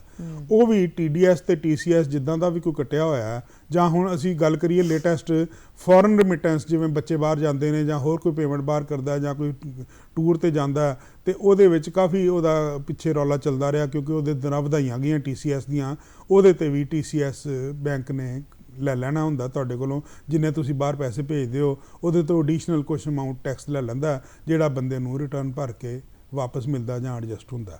ਤੇ ਉਹ ਜਿੰਨਾ ਵੀ ਕੱਟਿਆ ਗਿਆ ਉਹ 26AS ਫਾਰਮ ਬੰਦਾ ਆਪਣੇ ਪੈਨ ਦੇ ਹਿਸਾਬ ਨਾਲ ਸਾਈਟ ਤੋਂ, ਇਨਕਮ ਟੈਕਸ ਦੀ ਸਾਈਟ ਤੋਂ ਉਹ ਡਾਊਨਲੋਡ ਕਰ ਸਕਦਾ 26AS ਫਾਰਮ। ਉਹਦੇ ਵਿੱਚ ਉਹਨੂੰ ਪੂਰਾ ਵੇਰਵਾ ਇੱਕੋ ਥਾਂ ਤੇ ਆ ਜਾਂਦਾ ਹੈ, ਜਿਹੜੇ ਸੋਰਸਿਸ ਤੋਂ ਵੀ ਉਹਦਾ ਕੋਈ ਟੈਕਸ ਕੱਟਿਆ ਗਿਆ, ਸਪੋਜ਼ਿੰਗ ਕੋਈ ਸ਼ੇਅਰ ਨੇ ਉਹਦੇ ਕੋਲ ਡਿਵੀਡੈਂਡ ਆਉਂਦਾ, ਉਹਦੇ ਤੇ ਕੋਈ ਟੈਕਸ ਕੱਟਿਆ ਗਿਆ, ਜਾਂ ਉਹਨੇ ਕਿਸੇ ਦਾ ਕੋਈ ਸਪਲਾਈ ਦਾ ਕੰਮ ਕੀਤਾ, ਕੋਈ ਸਰਵਿਸਿਜ਼ ਦਿੱਤੀਆਂ ਕਿਸੇ ਨੂੰ, ਉਹਦੇ ਤੇ ਕੋਈ ਟੈਕਸ ਕੱਟਿਆ ਗਿਆ, ਜਾਂ ਕੋਈ ਪ੍ਰੋਡਕਟਸ ਉਹਨੇ ਕਿਸੇ ਨੂੰ ਵੇਚੀਆਂ ਨੇ ਜਿਹਦੇ ਤੇ ਕੋਈ ਟੈਕਸ ਕੱਟੇ ਜਾਂਦੀਆਂ ਪ੍ਰੋਵੀਜ਼ਨਸ ਨੇ, ਉਹ ਜਿਵੇਂ ਵੀ ਟੈਕਸ ਕੱਟਿਆ ਜਾਂ ਕੋਈ ਤਨਖਾਹ ਆਉਂਦੀ ਉਹਨੂੰ ਉਹਦੇ ਤੇ ਟੈਕਸ ਜਿਹੜਾ ਕੱਟਿਆ ਗਿਆ ਉਹ ਸਾਰਾ ਇੱਕ ਥਾਂ ਤੇ ਇੱਕ ਫਾਰਮ 26AS ਦੇ ਵਿੱਚ ਸਾਰਾ ਵੇਰਵਾ ਜਿਹੜਾ ਉਹ 26AS ਦੇ ਵਿੱਚ ਆ ਜਾਂਦਾ, ਤੇ ਉਹਨੂੰ ਇੱਕ ਥਾਂ ਤੋਂ ਹੀ ਸਾਰੀ ਇਨਫੋਰਮੇਸ਼ਨ ਮਿਲ ਜਾਂਦੀ ਹੈ ਕਿ ਕਿੱਥੋਂ ਕਿੱਥੋਂ ਟੈਕਸ ਕੱਟਿਆ ਗਿਆ ਤੇ ਕੀ ਚੀਜ਼ਾਂ ਜਿਹੜੀਆਂ ਨੇ ਉਹ ਆਮਦਨ ਕਰ ਦੀ ਰਿਟਰਨ ਵਿੱਚ ਮੈਂ ਸ਼ਾਮਿਲ ਕਰਨੀਆਂ। ਇਸ ਵਾਰ ਦੀ ਆਖਰੀ ਤਰੀਕ ਕੀ ਹੈ ਰਿਟਰਨ ਭਰਨ ਦੀ? ਇਸ ਤਰ੍ਹਾਂ ਜਿਹੜੀ taxpayer, normal taxpayer ਹੈ, ਜਿਹਦੀਆਂ ਕਿਤਾਬਾਂ, ਜਿਹੜਾ ਕੋਈ ਬਿਜ਼ਨਸ ਨਹੀਂ ਕਰਦਾ ਜਾਂ ਜਿਹੜਾ ਬਿਜ਼ਨਸ ਵੀ ਕਰਦਾ ਤੇ ਉਹਦੀਆਂ ਕਿਤਾਬਾਂ ਦਾ ਆਡਿਟ ਨਹੀਂ ਹੋਣਾ ਜੀ, ਇਨਕਮ ਟੈਕਸ ਦੇ ਕਾਨੂੰਨ ਦੇ ਮੁਤਾਬਕ ਆਡਿਟ ਨਹੀਂ ਹੋਣਾ, ਉਹਦੇ ਲਈ ਜਿਹੜੀ ਰਿਟਰਨ ਦਾਖਲ ਕਰਨ ਦੀ ਲਾਸਟ ਡੇਟ ਹੈ ਉਹ 31 ਜੁਲਾਈ ਹੈ ਜੀ। ਤੇ ਬਾਕੀਆਂ ਦੀ ਅਲੱਗ-ਅਲੱਗ ਕੈਟੇਗਰੀਜ਼ ਨੇ ਜੀ, ਜਿਨ੍ਹਾਂ ਦਾ ਆਡਿਟ ਹੋਣਾ, ਜਿਨ੍ਹਾਂ ਦੀਆਂ ਕਿਤਾਬਾਂ ਦਾ ਬਿਜ਼ਨਸਮੈਨ ਨੇ, ਸੈਲਰੀ ਵਾਲੇ ਤੇ ਸਾਰੇ 31 ਜੁਲਾਈ ਨੂੰ ਭੁਗਤ ਜਾਣਗੇ। ਉਸ ਤੋਂ ਇਲਾਵਾ ਬਿਜ਼ਨਸ ਦੀਆਂ ਕੈਟੇਗਰੀਜ਼ ਅਲੱਗ-ਅਲੱਗ ਹੋ ਜਾਂਦੀਆਂ ਨੇ, ਜਿਨ੍ਹਾਂ ਦਾ ਨਾਨ ਆਡਿਟ ਹੈ ਉਹਨਾਂ ਦਾ 31 ਜੁਲਾਈ ਹੈ, ਜਿਨ੍ਹਾਂ ਦਾ ਆਡਿਟ ਹੋਏਗਾ ਉਹ 30 ਸਤੰਬਰ ਲਾਸਟ ਡੇਟ ਹੈ ਆਡਿਟ ਕਰਾਉਣ ਦੀ, ਤੇ ਉਸ ਤੋਂ ਬਾਅਦ 31 ਅਕਤੂਬਰ ਹੈ ਰਿਟਰਨ ਦਾਖਲ ਕਰਨ ਦੀ। ਜਦੋਂ ਗੱਲ ਕਰਦੇ ਨਾ ਇਨਕਮ ਟੈਕਸ ਰਿਟਰਨ TDS ਜੀ, ਇਹ ਇੱਕ ਦੂਸਰੇ ਦੇ ਨਾਲ ਜੁੜੀਆਂ ਹੋਈਆਂ ਵੀ ਨੇ, ਅਲੱਗ-ਅਲੱਗ ਵੀ ਨੇ। ਇਨਕਮ ਟੈਕਸ ਤਾਂ ਹੋ ਗਿਆ ਟੈਕਸ ਦੇਣਾ ਜੀ, ਰਿਟਰਨ ਆਪਾਂ ਤਾਂ ਭਰਦੇ ਆ ਕਿ ਟੈਕਸ ਮੁੜਿਆ ਵੇ, ਫਿਰ TDS ਕੀ ਹੁੰਦਾ? ਉਹ ਕੱਟਿਆ ਗਿਆ ਟੈਕਸ। ਇਹ ਤਾਂ ਬੱਚੇ ਵਾਲਾ ਸਵਾਲ ਹੈ ਉਹਦਾ, ਪਰ ਮੈਨੂੰ ਸੱਚੀ ਕਨਫਿਊਜ਼ਨ ਹੋ ਨਹੀਂ, ਮੈਂ ਥੋੜਾ ਜਿਹਾ ਇਹਦੇ ਚ ਕਰੈਕਟ ਕਰਨਾ ਚਾਹਾਂਗਾ ਜੀ। ਰਿਟਰਨ ਆਪਾਂ ਇਸ ਲਈ ਨਹੀਂ ਭਰਦੇ ਕਿ ਟੈਕਸ ਮੁੜਾਵੇ ਜੀ, ਰਿਟਰਨ ਇਸ ਲਈ ਭਰਦੇ ਆ ਕਿ ਸਾਡੀ ਲੀਗਲ ਆਬਲੀਗੇਸ਼ਨ ਹੈ, ਪਹਿਲੀ ਗੱਲ ਜੀ। ਦੂਜੀ ਗੱਲ, ਰਿਟਰਨ ਇਸ ਲਈ ਭਰਦੇ ਆ ਕਿ ਜੇ ਕੋਈ ਟੈਕਸ ਬਣਦਾ ਤੇ ਉਹ ਤੇ ਦਿੱਤਾ ਜਾਵੇ, ਤੇ ਵਾਕਈ ਜੇ ਕੋਈ ਟੈਕਸ ਵੱਧ ਕੱਟਿਆ ਹੋਇਆ ਤੇ ਮੋੜ ਆਵੇ। ਅੱਛਾ, ਮੁੜ ਵੀ ਸਕਦਾ ਹੈ, ਪਰ ਸਿਰਫ ਇੱਕੋ ਹੀ ਹਾਲਤ ਨਹੀਂ ਹੈ ਜਿਸ ਹਾਲਤ 'ਚ ਰਿਟਰਨ ਭਰਨੀ ਹੈ। ਰਿਟਰਨ ਅਸੀਂ ਟੈਕਸ ਬਣਦਾ, ਸਪੋਜ਼ਿੰਗ ਮੇਰੀ 10 ਲੱਖ ਆਮਦਨ ਹੈ, ਉਹਦੇ ਤੇ ਜਿੰਨਾ ਵੀ ਟੈਕਸ ਬਣਦਾ, ਸਪੋਜ਼ 1 ਲੱਖ ਰੁਪਇਆ ਫਾਰ ਐਗਜ਼ਾਮਪਲ ਟੈਕਸ ਬਣ ਗਿਆ, ਤੇ ਮੇਰਾ ਟੈਕਸ ਕੱਟਿਆ ਹੋਇਆ 40,000 ਰੁਪਇਆ, ਤੇ 60,000 ਮੈਨੂੰ ਦੇਣਾ ਪਏਗਾ ਨਾ। ਉਹ 60,000 ਦੇ ਕੇ ਮੇਰੀ ਲੀਗਲ ਆਬਲੀਗੇਸ਼ਨ ਹੈ, ਮੈਂ ਆਪਣੀ ਰਿਟਰਨ ਦਾਖਲ ਕਰਾਂ ਔਰ ਉਹ 60,000 ਜਿਹੜੀ ਡੇਟ ਹੈ, ਡਿਊ ਡੇਟ ਦੇ ਮੁਤਾਬਕ ਉਹ ਜਮ੍ਹਾਂ ਕਰਾਵਾਂ ਤੇ ਰਿਟਰਨ ਆਪਣੀ ਦਾਖਲ ਕਰਾਂ। ਟੈਕਸ ਕਿੰਨੇ ਤਰੀਕੇ ਦਾ ਹੁੰਦਾ? ਸੁਣਿਆ ਸੀ ਮੈਂ ਕਿਤੇ ਡਾਇਰੈਕਟ, ਇਨਡਾਇਰੈਕਟ, ਪਤਾ ਨਹੀਂ ਕਿਹੜੇ ਟੈਕਸ ਹੁੰਦੇ ਆ, ਉਹ ਕਿਵੇਂ ਹੁੰਦੇ ਨੇ? ਇਨਕਮ ਟੈਕਸ ਦੀ ਅਸੀਂ ਗੱਲ ਕਰ ਰਹੇ ਹਾਂ, ਤੇ ਇਨਕਮ ਟੈਕਸ ਇੱਕ ਡਾਇਰੈਕਟ ਟੈਕਸ ਹੈ ਜਿਹੜਾ ਉਸੇ ਵਿਅਕਤੀ ਤੇ ਲੱਗਦਾ ਹੈ ਜਿਹਦੀ ਆਮਦਨ ਹੈ, ਤੇ ਉਹਨੂੰ ਹੀ ਬੀਅਰ ਕਰਨਾ ਪੈਂਦਾ। ਇਹ ਡਾਇਰੈਕਟ ਟੈਕਸ ਤਾਂ ਕਿਹਾ ਜਾਂਦਾ ਹੈ ਕਿ ਜਿਹੜੇ ਵਿਅਕਤੀ ਨੂੰ ਲੱਗਦਾ ਉਸੇ ਨੂੰ ਹੀ ਬੀਅਰ ਕਰਨਾ ਪੈਂਦਾ। ਇਨਡਾਇਰੈਕਟ ਟੈਕਸ ਦੀ ਐਗਜ਼ਾਮਪਲ ਨੇ GST ਦੀ, ਜਿਵੇਂ ਅਸੀਂ ਛੋਟੀ ਜਿਹੀ ਗੱਲ ਕੀਤੀ, GST ਹੈ, ਐਕਸਾਈਜ਼ ਡਿਊਟੀ ਹੈ, ਸਰਵਿਸ ਟੈਕਸ ਸੀ, ਇਹ ਸਾਰੇ ਇਨਡਾਇਰੈਕਟ ਟੈਕਸਿਸ ਨੇ ਜਿਹੜੇ ਅੱਗੋਂ ਪਾਸ ਔਨ ਹੋ ਜਾਂਦੇ ਨੇ। ਅਲਟੀਮੇਟਲੀ ਐਂਡ ਕੰਜ਼ਿਊਮਰ ਜਿਹੜਾ ਐਂਡ ਯੂਜ਼ਰ ਹੈ ਉਹਦੇ ਤੱਕ ਪਹੁੰਚ ਜਾਂਦੇ। ਸਪੋਜ਼ GST ਇੱਕ ਲੱਗਦਾ ਹੈ, ਇੱਕ ਮੈਨੂਫੈਕਚਰਰ ਹੈ, ਉਹ GST ਲਗਾਉਂਦਾ ਜੀ, ਉਹ ਹੋਲਸੇਲਰ ਨੂੰ ਵੇਚ ਦਿੰਦਾ ਜਾਂ ਡਿਸਟਰੀਬਿਊਟਰ ਨੂੰ ਵੇਚ ਦਿੰਦਾ, ਹੋਲਸੇਲਰ ਅੱਗੇ ਰਿਟੇਲਰ ਨੂੰ ਵੇਚ ਦਿੰਦਾ। ਉਹ ਹਰ ਕੀ ਕਹਿੰਦੇ ਨੇ ਸਟੇਜ ਤੇ GST ਲੱਗਦਾ ਰਹਿੰਦਾ ਹੈ। ਪਹਿਲਾਂ ਮੈਨੂਫੈਕਚਰਰ ਲਗਾਉਂਦਾ, ਫਿਰ ਹੋਲਸੇਲਰ ਲਗਾਉਂਦਾ, ਫਿਰ ਰਿਟੇਲਰ ਲਗਾਉਂਦਾ, ਤੇ ਅਲਟੀਮੇਟਲੀ ਉਹਦਾ ਬਰਡਨ ਜਿਹੜਾ ਉਹ ਅਲਟੀਮੇਟ ਕੰਜ਼ਿਊਮਰ ਤੇ ਆ ਜਾਂਦਾ ਹੈ। ਬਹੁਤ ਸਾਰੇ ਲੋਕ ਜਿਹੜੇ ਨਾ ਇਹ ਸਮਝਦੇ ਨਹੀਂ ਹੈਗੇ ਕਿ ਟੈਕਸ ਸਾਡੀ ਜ਼ਿੰਮੇਵਾਰੀ ਹੈ, ਸਾਡੇ ਲਈ ਫਾਇਦੇਮੰਦ ਹੀ ਹੈ। ਤੁਹਾਡੇ ਕੋਲ ਵੀ ਇਦਾਂ ਦੇ ਕੇਸਿਸ ਆਉਂਦੇ ਹੋਣਗੇ ਕਿ ਲੋਕ ਟੈਕਸ ਭਰਨ ਤੋਂ ਭੱਜਦੇ ਕਿਉਂ ਹੈ? ਮੈਂ ਤਾਂ ਨਹੀਂ ਕਹਾਂਗਾ ਭੱਜਦੇ ਨੇ, ਬੜੀ ਅਵੇਅਰਨੈਸ ਆ ਗਈ ਹੈ ਵਕਤ ਨਾਲ, ਬੜੀਆਂ ਚੇਂਜਸ ਆ ਗਈਆਂ ਨੇ, ਹਰ ਬੰਦਾ ਅਵੇਅਰ ਹੈ ਆਪਣੀ ਜ਼ਿੰਮੇਵਾਰੀ ਤੋਂ। ਪਰ ਦੇਖੋ ਐਕਸੈਪਸ਼ਨਸ ਹਮੇਸ਼ਾ ਹੁੰਦੀਆਂ ਨੇ, ਪਰ ਥੋੜੀਆਂ ਨੇ, ਬਹੁਤੀਆਂ ਨਹੀਂ ਹੈ। ਮੈਂ ਨਹੀਂ ਕਹਿੰਦਾ ਕਿ ਬਹੁਤ ਲੋਕ ਨੇ ਜਿਹੜੇ ਟੈਕਸ ਤੋਂ ਭੱਜਦੇ ਨੇ, ਪਰ ਇਹ ਜ਼ਿੰਮੇਵਾਰੀ ਹੈ, ਕਾਨੂੰਨੀ ਜ਼ਿੰਮੇਵਾਰੀ ਵੀ ਹੈ, ਦੇਸ਼ ਦੇ ਪ੍ਰਤੀ ਵੀ ਜ਼ਿੰਮੇਵਾਰੀ ਹੈ। ਅਸੀਂ ਚਾਹੁੰਦੇ ਹਾਂ ਕਿ ਸਾਨੂੰ ਸੜਕਾਂ ਚੰਗੀਆਂ ਮਿਲਣ, ਅਸੀਂ ਚਾਹੁੰਦੇ ਹਾਂ ਕਿ ਸਾਨੂੰ ਅੱਛੇ ਪੁਲ ਮਿਲਣ, ਅਸੀਂ ਚਾਹੁੰਦੇ ਹਾਂ ਸਾਨੂੰ ਕਮਿਊਨੀਕੇਸ਼ਨ ਦੇ ਮੀਨਸ ਅੱਛੇ ਮਿਲਣ, ਅਸੀਂ ਚਾਹੁੰਦੇ ਹਾਂ ਕਿ ਸਾਨੂੰ ਸਾਰਾ ਇਨਫਰਾਸਟ੍ਰਕਚਰ ਜਿਹੜਾ ਸਾਡੀ ਸਰਾਊਂਡਿੰਗ 'ਚ ਹੈ, ਜਦੋਂ ਅਸੀਂ ਘਰੋਂ ਬਾਹਰ ਨਿਕਲਦੇ ਹਾਂ ਤੇ ਉਹ ਅੱਛਾ ਹੀ ਮਿਲੇ, ਸਾਨੂੰ ਸੀਵਰੇਜ ਮਿਲੇ, ਸਾਨੂੰ ਅੱਛਾ ਸਾਫ਼ ਪਾਣੀ ਮਿਲੇ। ਤੇ ਉਹ ਸਾਰੀਆਂ ਚੀਜ਼ਾਂ ਇਹਦੇ ਨਾਲ ਕਨੈਕਟਡ ਨੇ ਕਿਤੇ ਨਾ ਕਿਤੇ। ਜਿਹੜਾ ਅਸੀਂ ਟੈਕਸ ਦਿੰਦੇ ਹਾਂ, ਭਾਵੇਂ ਉਹ ਇਨਕਮ ਟੈਕਸ ਦਿੰਦੇ ਹਾਂ, ਭਾਵੇਂ ਕਿਸੇ ਹੋਰ ਸ਼ੇਪ 'ਚ ਦੇਸ਼ ਨੂੰ ਟੈਕਸ ਦਿੰਦੇ ਹਾਂ, ਤੇ ਉਹ ਪੈਸਾ ਅਲਟੀਮੇਟਲੀ ਸਾਡੇ ਭਲੇ ਲਈ ਸਾਡੇ ਤੇ ਹੀ ਖਰਚ ਹੋਣਾ, ਉਹਨੇ ਸਾਡੇ ਕੋਲ ਵਾਪਸ ਆਉਣਾ। ਤੇ ਜੇ ਅਸੀਂ ਜ਼ਿੰਮੇਵਾਰੀ ਤੋਂ ਪਿੱਛੇ ਹਟਾਂਗੇ ਤੇ ਕੁਦਰਤੀ ਗੱਲ ਹੈ ਉਹ ਜਿਹੜੇ ਸੋਮੇ ਨੇ, ਇਹ ਸੋਮੇ ਨੇ ਨਾ, ਟੈਕਸ ਜਿਹੜਾ ਟੈਕਸ ਪੇਅਰ ਦਿੰਦਾ ਹੈ, ਇਹ ਸਰਕਾਰ ਲਈ ਇੱਕ ਸੋਮਾ ਟੈਕਸ ਇਕੱਠਾ ਕਰਨ ਦਾ, ਪੈਸੇ ਇਕੱਠੇ ਕਰਨ ਦਾ, ਬਜਟ ਬਣਾਉਣ ਦਾ, ਤੇ ਉਹਨਾਂ ਨੂੰ ਲੋਕਾਂ ਦੀ ਭਲਾਈ ਲਈ ਖਰਚ ਕਰਨ ਦਾ।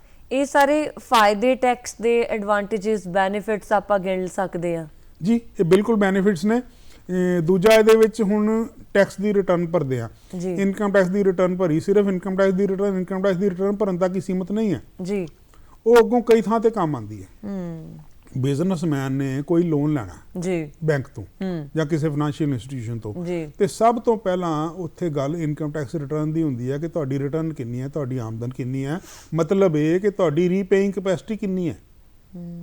ਉਸ ਤੋਂ ਬਾਅਦ ਅੱਜ ਕੱਲ੍ਹ ਜਿੱਦਾਂ ਬਹੁਤ ਚੱਲਣ ਹੈ ਬਾਹਰਲੇ ਕੰਟਰੀਜ਼ ਜਾਣ ਦਾ, ਬੱਚੇ ਪੜ੍ਹਨ ਲਈ ਵੀ ਜਾ ਰਹੇ ਨੇ, ਅਦਰਵਾਈਜ਼ ਵੀ ਲੋਕ ਘੁੰਮਣ ਜਾ ਰਹੇ ਨੇ, ਤੇ ਉਹਨਾਂ ਲਈ ਵੀ ਜਦੋਂ ਵੀਜ਼ਾ ਕੋਈ ਅਪਲਾਈ ਕਰਨਾ ਹੈ ਤੇ ਉਹ ਵੀਜ਼ਾ ਦਫ਼ਤਰ ਜਿਹੜਾ ਵੀ ਕੰਟਰੀ ਦਾ ਹੈਗਾ ਉਹ ਇਹ ਕਹਿੰਦਾ ਕਿ ਆਪਣੀ ਰਿਟਰਨ ਦਿਖਾਓ ਸਭ ਤੋਂ ਪਹਿਲਾਂ, ਬਾਕੀ ਆਪਣੀਆਂ ਬਿਲੋਂਗਿੰਗ ਦੱਸੋ, ਤੁਹਾਡੇ ਕੋਲ ਕੀ ਐਸੈਟਸ ਨੇ, ਤੁਹਾਡੇ ਕੋਲ ਕੀ ਹੈਗਾ ਸਾਰਾ ਕੁਝ, ਤਾਂ ਕਿ ਉਹ ਇਹ ਇਨਸ਼ੋਰ ਕਰ ਲੈਣ ਕਿ ਇਸ ਬੰਦੇ ਦਾ ਕਨੈਕਸ਼ਨ ਹੈਗਾ ਇੰਡੀਆ ਨਾਲ ਤੇ ਇਹ ਵਾਪਸ ਆਏਗਾ ਜੀ। ਸੋ ਉੱਥੇ ਵੀ ਰਿਟਰਨ ਜ਼ਰੂਰੀ ਹੈ। ਇੱਦਾਂ ਹੀ ਬੜੀਆਂ ਚੀਜ਼ਾਂ ਨੇ ਜਿੱਥੇ ਇਨਕਮ ਟੈਕਸ ਦੀ ਰਿਟਰਨ ਤੋਂ ਬਿਨਾਂ ਅੱਗੇ ਹੀ ਨਹੀਂ ਚੱਲਦੀ ਗੱਲ ਜੀ। ਕੋਈ ਸਬਸਿਡੀ ਲੈਣੀ ਹੈ ਤੁਸੀਂ ਕਿਸੇ ਤਰ੍ਹਾਂ ਦੀ, ਉੱਥੇ ਇਨਕਮ ਟੈਕਸ ਰਿਟਰਨ ਦੀ ਜ਼ਰੂਰਤ ਪੈਂਦੀ ਹੈ। ਲਾਈਕਵਾਈਜ਼ ਬੜੀਆਂ ਚੀਜ਼ਾਂ ਨੇ ਜਿੱਥੇ ਇਨਕਮ ਟੈਕਸ ਰਿਟਰਨ ਸਾਡੇ ਕੰਮ ਆਉਂਦੀ ਹੈ, ਤੇ ਰਿਟਰਨ ਸਿਰਫ ਟੈਕਸ ਭਰਨ ਤੱਕ ਹੀ ਸੀਮਤ ਨਹੀਂ ਰਹਿੰਦੀ, ਉਸ ਤੋਂ ਬਾਅਦ ਕਈ ਬੈਨੀਫਿਟ ਸਾਨੂੰ ਉਹਦੇ ਮਿਲਦੇ ਰਹਿੰਦੇ ਨੇ। ਜਿਹੜਾ ਟੈਕਸ ਨਹੀਂ ਭਰਦਾ ਜੀ ਜਾਂ ਟੈਕਸ ਚੋਰੀ ਕਰਦਾ ਜੀ, ਉਹਦੇ ਤੇ ਕੋਈ ਲੀਗਲ ਐਕਸ਼ਨ ਵੀ ਆਉਂਦੇ ਆ? ਬਿਲਕੁਲ ਆਉਂਦੇ ਨੇ ਜੀ। ਉਹ ਲੀਗਲ ਐਕਸ਼ਨ ਸਭ ਤੋਂ ਪਹਿਲਾਂ ਤਾਂ ਜਿਹੜਾ ਰਿਟਰਨ ਟਾਈਮ ਸਿਰ ਨਹੀਂ ਭਰਦਾ, ਜਿਵੇਂ 31 ਜੁਲਾਈ ਹੈ ਜੀ, 31 ਜੁਲਾਈ ਤੱਕ ਨਹੀਂ ਭਰੀ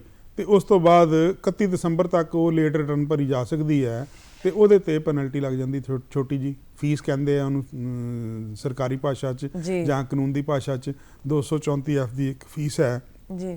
ਅਗਰ ਬੰਦੇ ਦੀ ਆਮਦਨ 5 ਲੱਖ ਤੋਂ ਘੱਟ ਹੈ ਤੇ ਉਹਨੇ ਰਿਟਰਨ ਲੇਟ ਕੀਤੀ ਹੈ ਤੇ 1000 ਰੁਪਏ ਐਡ ਹੋ ਜਾਂਦਾ ਉਹਦਾ ਜੀ। ਅਗਰ 5 ਲੱਖ ਤੋਂ ਉੱਪਰ ਆਮਦਨ ਹੈ ਤੇ ਉਹਦਾ 5000 ਰੁਪਏ ਐਡ ਹੋ ਜਾਂਦਾ ਹੈ। ਇਸ ਤੋਂ ਬਾਅਦ ਜੇ 31 ਦਸੰਬਰ ਤੱਕ ਨਹੀਂ ਭਰਦਾ, ਜੇ ਇੰਟੈਂਸ਼ਨਲੀ ਓਮਿਟ ਕਰ ਜਾਂਦਾ ਜਾਂ ਕਿਸੇ ਕਾਰਨ ਕਰਕੇ ਨਹੀਂ ਭਰ ਪਾਉਂਦਾ, ਤੇ ਡਿਪਾਰਟਮੈਂਟ ਦੀ ਨੌਲੇਜ ਇਹ ਗੱਲ ਆਉਂਦੀ ਹੈ ਕਿ ਰਿਟਰਨ ਬਣਦੀ ਸੀ, ਇਨਕਮ ਹੈਗੀ ਹੈ ਲੇਕਿਨ ਰਿਟਰਨ ਨਹੀਂ ਭਰੀ ਗਈ, ਤੇ ਫਿਰ ਉਹਦੇ ਕੌਨਸੀਕੁਐਂਸਿਸ ਹੋਰ ਸੀਰੀਅਸ ਵੀ ਨੇ। ਉਹਦੇ ਵਿੱਚ ਪੈਨਲਟੀਜ਼ ਵੀ ਨੇ, ਹੈਵੀ ਪੈਨਲਟੀਜ਼ ਵੀ ਨੇ, ਤੇ ਜਿੰਨਾ ਟੈਕਸ ਬਚਾਇਆ ਜਾਂ ਜਿੰਨਾ ਟੈਕਸ ਲੁਕਾਇਆ ਉਹਦੀਆਂ ਵੀ, ਤੇ ਈਵਨ ਪ੍ਰੋਸੀਕਿਊਸ਼ਨ ਤੱਕ, ਜੇਲ੍ਹ ਤੱਕ ਦੀਆਂ ਸਜ਼ਾਵਾਂ ਪ੍ਰੈਸਕ੍ਰਾਈਬ ਨੇ। ਟਾਈਮ ਸਾਡੇ ਕੋਲ ਹੁਣ 1.5 ਮਿੰਟ ਹੀ ਹੈ, ਜਾਂਦੇ ਕੋਈ ਸੁਨੇਹਾ ਤੁਸੀਂ ਦੇਣਾ ਚਾਹੋ? ਸੁਨੇਹਾ ਮੈਂ ਇਹੀ ਦੇਣਾ ਚਾਹਾਂਗਾ ਟੈਕਸ ਪੇਅਰਸ ਨੂੰ ਕਿ ਤੁਸੀਂ ਜਿੱਦਾਂ ਵੀ ਆਪਣੀ ਰਿਟਰਨ ਭਰੋ, ਭਾਵੇਂ ਕਿਸੇ ਟੈਕਸ ਕੰਸਲਟੈਂਟ ਦੀ ਮਦਦ ਨਾਲ ਭਰੋ, ਭਾਵੇਂ ਆਪੇ ਭਰੋ, ਲੇਕਿਨ ਉਹਨੂੰ ਟਰੂ ਰਿਟਰਨ ਭਰੋ, ਆਪਣੀ ਸਾਰੀ ਆਮਦਨ ਅੱਛੇ ਤਰੀਕੇ ਨਾਲ ਰਿਟਰਨ ਵਿੱਚ ਦਿਖਾਓ, ਤੇ ਜੋ ਤੁਹਾਡਾ ਬੰਦਾ ਟੈਕਸ ਹੈ ਉਹ ਜ਼ਰੂਰ ਦਿਓ। ਬਹੁਤ ਬਹੁਤ ਸ਼ੁਕਰੀਆ ਤੁਸੀਂ ਪ੍ਰੋਗਰਾਮ 'ਚ ਆਏ, ਤੇ ਉਮੀਦ ਹੈ ਬਹੁਤ ਸਾਰੀ ਜਾਣਕਾਰੀ ਸਾਡੇ ਦਰਸ਼ਕਾਂ ਨੂੰ ਮਿਲੀ ਹੋਏਗੀ। ਪ੍ਰੋਗਰਾਮ ਗੱਲਾਂ ਤੇ ਗੀਤ ਇੱਥੇ ਖਤਮ ਹੁੰਦਾ। ਦਰਸ਼ਕੋ ਤੁਹਾਡਾ ਵੀ ਬਹੁਤ ਬਹੁਤ ਧੰਨਵਾਦ, ਸ਼ੁਕਰੀਆ। ਅੱਖ ਨਾਲ